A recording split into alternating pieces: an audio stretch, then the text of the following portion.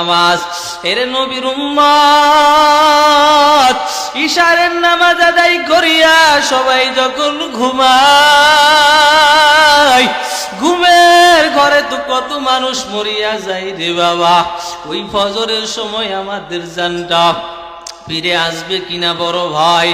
ও আল্লাহর বান্দারা, রাতের বেলা তো সবাই ঘুমায়, যার রূহটা আজরাইলের খাতায় চলে আসছে রে ভাই, ওই বান্দা তো ফজর হওয়ার আগে দুনিয়ার জমিন ছেড়ে বিদায় নিয়ে চলে যায়।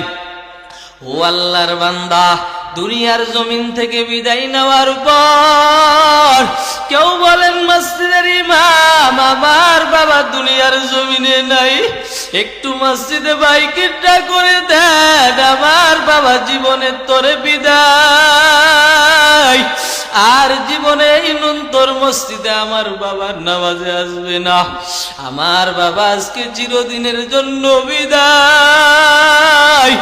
আবার অনেকজনকে বলে ও ভাই, কেউ কবর খনন করার জন্য যাও, আমার বাবাকে শেষ বিদায় দেব।